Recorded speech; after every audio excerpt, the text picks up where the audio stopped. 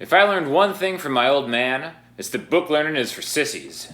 If I learned two things, it's not how you start, it's how you finish. So we're going to talk about different ways that you can finish a song, and we're going to do them in varying levels of pretentiousness. So we're going to start in the people's key, the key of G. Let's say you're playing a song. This is going to work in any key, by the way. Let's say we're doing like a progression that's like G to C to D to E, okay? E minor, right? So the first thing you can do, the easiest thing to do, is just end where you began. It's called resolving on the one chord. We're in the key of G. So again, we got that progression.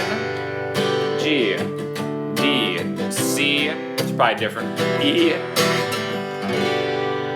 Play a G major chord. Milk that G major chord. Okay? Now when you finish it, let people know that it's finished. Some kind of arm movement really helps. That's the easiest way to do it. Now, another thing that I like to do, especially always on bass guitar, if I'm ever playing bass guitar in a band or something like that, I always do this. Do the same thing. G, C, D, E. Maybe I'll fake stop here. Octave slide into the next highest G on that same string.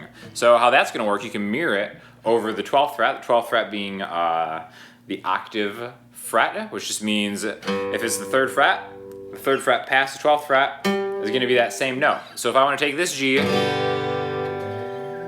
slide it all the way up to this G, that's a good place to stop. Very cool. Sounds great on bass. I do it literally every song I end on a bass guitar. I do that. Sometimes if I'm feeling frisky, I'll even slide it back and resolve on this G again. So hit the chord, slide up, fake them out, slide back, finish it, okay? Now, that can be somewhat pretentious.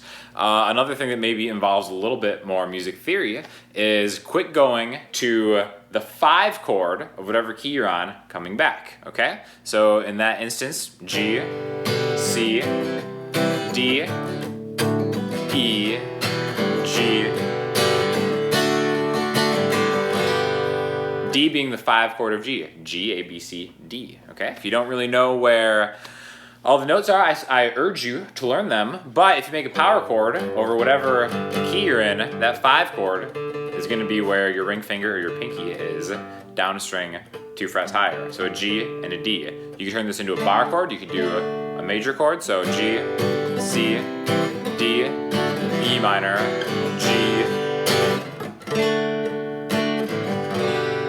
Okay, that 5 chord exists to get you back to the 1.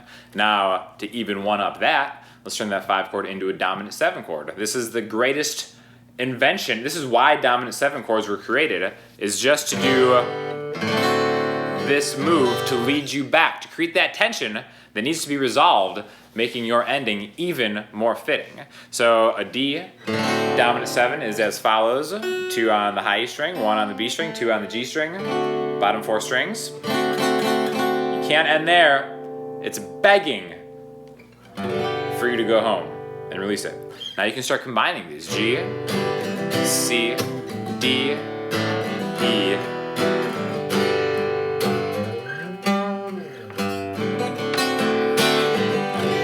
Okay, now we're really linking them together. They're like Legos. You can just connect them in any way that you want to do it. So the beautiful thing about dominant 7 chords is they don't always have to resolve in a major key. Let's say that this is actually, the tonal center of this is an E minor. It's a minor thing. So we can use the same chords, but we're going to be really heavy on this E minor. So kind of like erase the G major musical palette from what we're thinking of. Start with the E minor to a C to a D to an E, okay? Same chords. We're purposely leaving that G out because I kind of wanted to get away from the majorness of that progression. So we have to find out what is the 5 of E. Well, we can do the same thing, that power chord thing, or we can count through it: E, F, G, A, B. So B, if we go to a B dominant 7 chord, a couple different ways to do that. We could do this one right here. Okay, that's really taking that D7, popping it up 2 strings, optionally maybe adding your pinky to the 2nd fret on the high E string. So we've got E, C, D, E,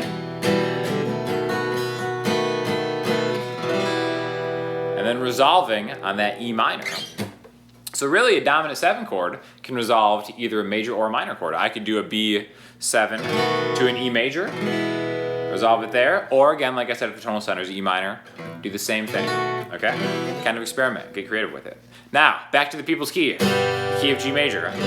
Another one, now this is where I specialize in pretentious endings, is by doing a fretboard-spanning arpeggio into a higher chord voicing.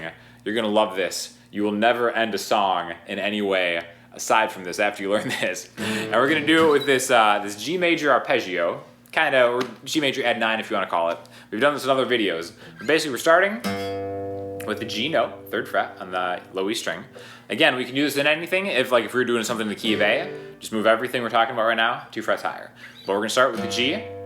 The notes that make up a G major chord are a G, a B, and a D. So if we played single notes, we'd have a G, a B, and a D. 3E, 7E, 5A. Now again, we're going for a pretentious ending arpeggio here. I'm gonna add the A in between the G and the B. G, A, B, D. So we're kind of doing a 4-note arpeggio. G, A, B, D. No, we're not done there. We could be done there. G, C, D, E minor, G.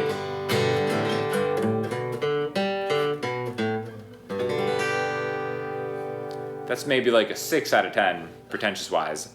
Again, if it were me, I'm spanning the fretboard. We're gonna take that G, A, B, D, repeat it. The octave G is just down a string. So I've got 3E, 5E, 7E. Switch strings, 5A. Go straight down. That gives you the next G. We repeat this exact same shape, just on the different strings. So I've got 3, 5, 7 on the E string, 5A, down to 5D, 5, 7, 9 D string, 7 G. Now this is where you have to switch diagonal because the B string is not tuned to a 4th like you might think it would be. Do the exact same thing. This is a G, A, B, D, leading us into, like again, we octave jumped the 3rd fret past the 12th fret is another G.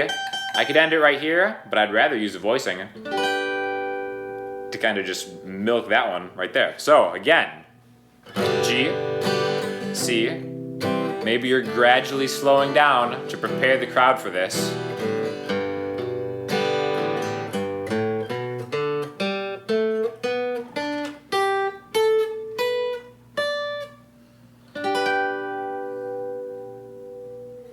Beautiful, right?